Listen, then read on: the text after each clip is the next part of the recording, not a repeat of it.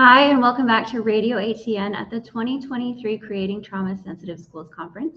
I'm here with Sheri Kreher, who is with the Genesee Valley BOCES, which is a New York kind of umbrella term for your Board of Cooperative Educational Services.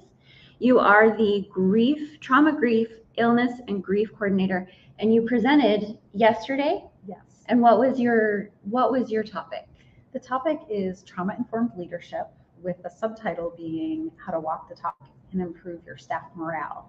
And in our conversation so far, I love that you're coming in here ready to you have your story, you have your why, but you are ready to help people really do that and improve staff morale. So can you tell us a little bit about your why that brought you to here, so Sure. passionate to help people and administrations walk the talk? Yes, thank you.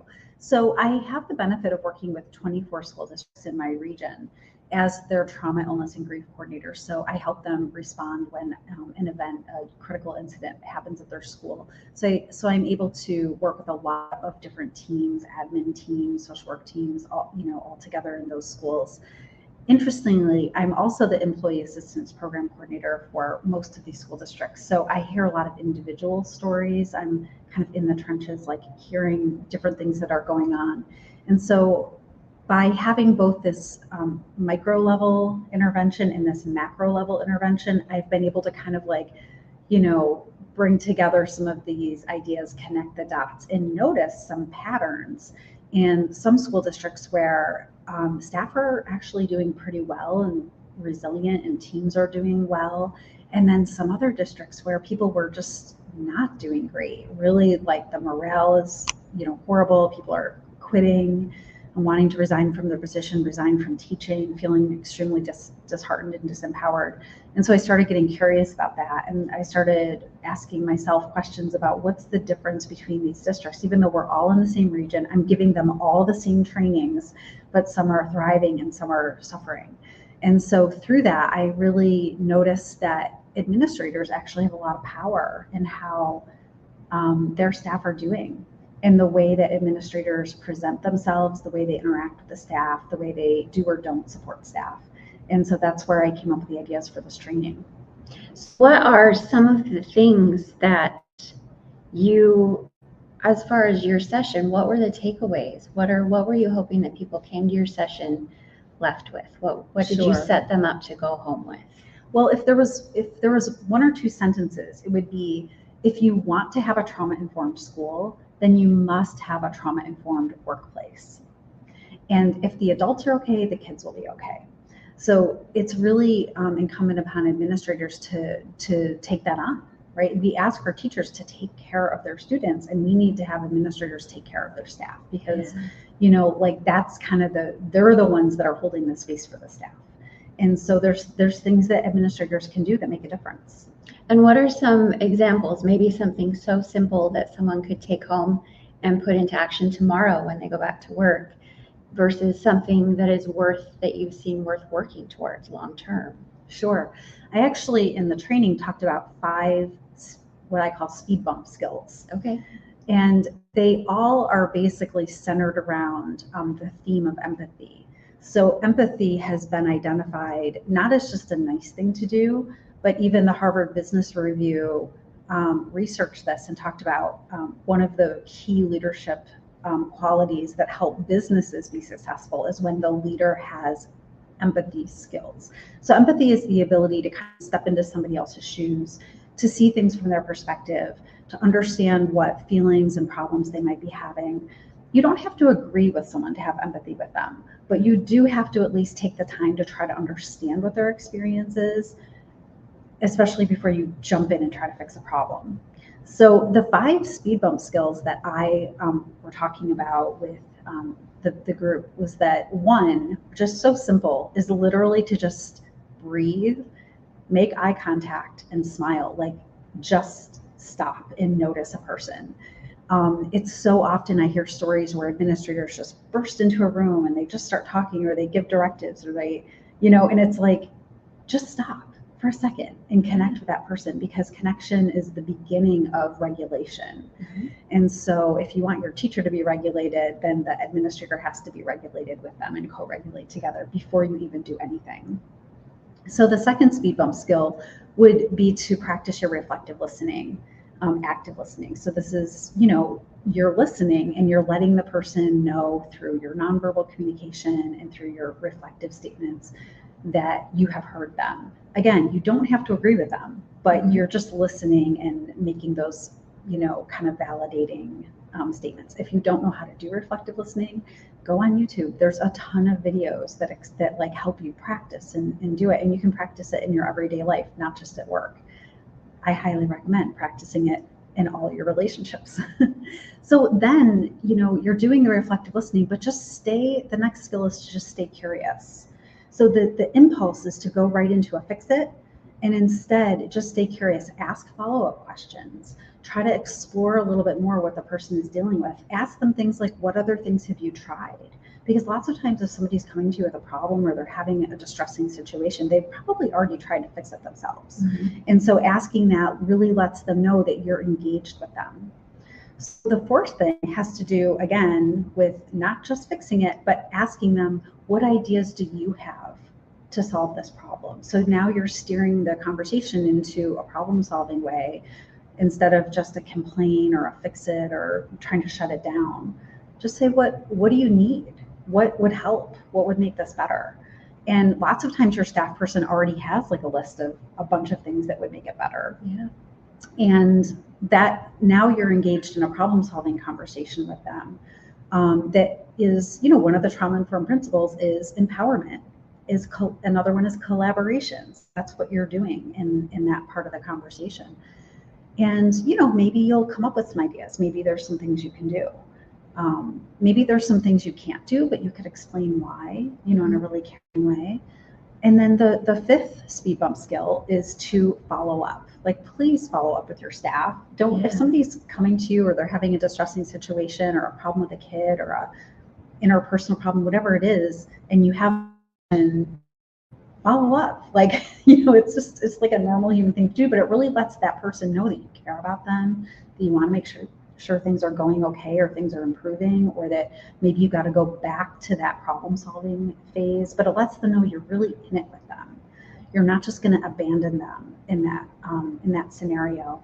And so I invite, administrators to like make a note in their phone, like put something on their calendar, like in a week, follow up with so-and-so. So you remember to do that follow-up, just a quick check-in. Hey, we talked last week about that thing. We came up with a couple possible ideas, like, how's it going? And that's so meaningful. And I'm telling you that doing these steps, it makes the difference between a staff that wants to walk, a staff that wants to find another job or leave teaching altogether, versus a staff that feels really invested and cared about, and they really want to stick with you. Because my experience is that teachers really care about what they're doing, but they need to also feel cared about. So those are 5 beautiful things. And we were talking before this about, you have the basis of the science and the neuroscience, and then you have those behaviors and how they all combine.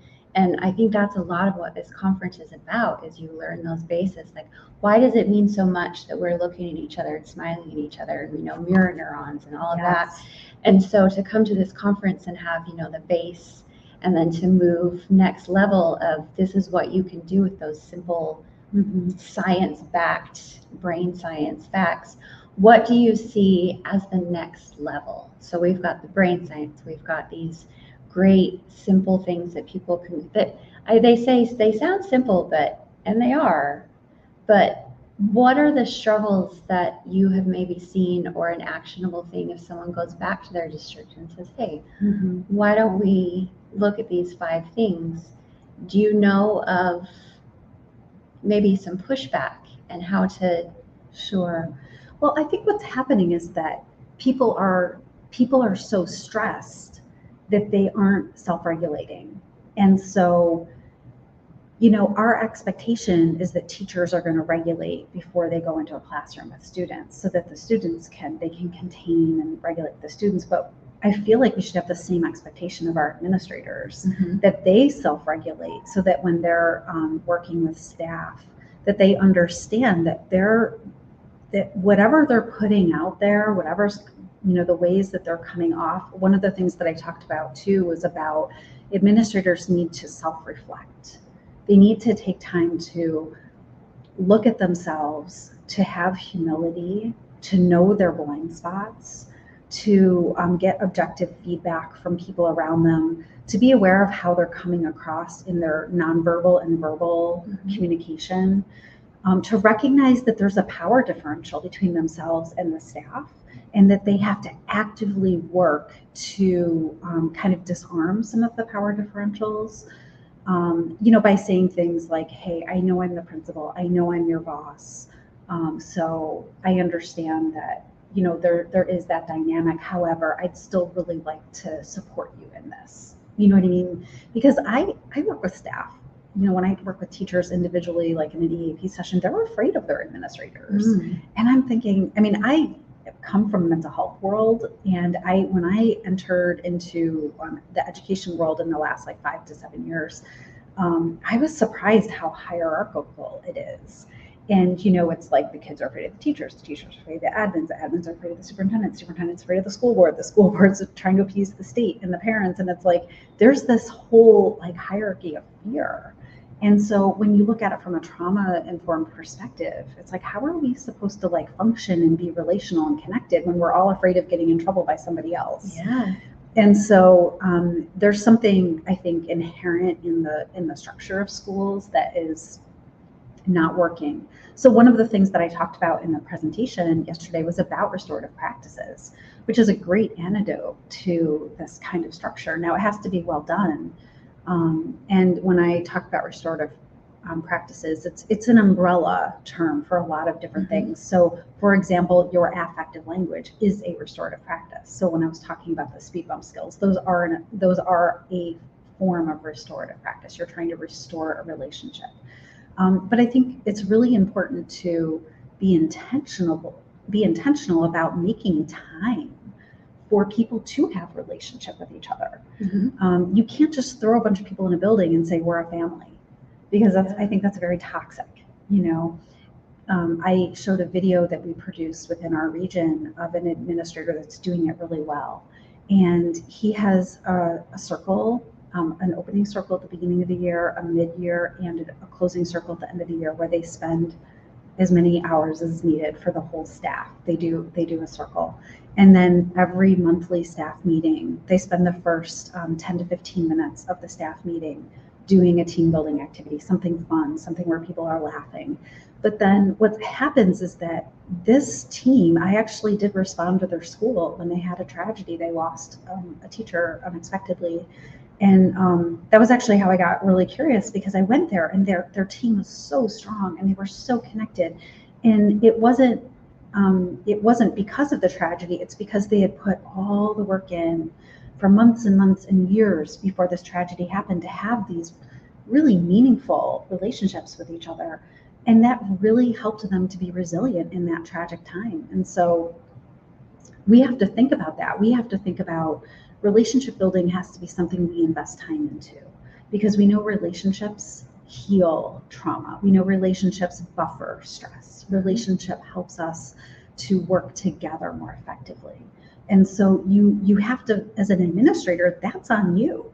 You're the one that has the power of what do you do on your conference day, or what do you do in your staff meeting? You have the power to make a meaningful relational experience for your staff.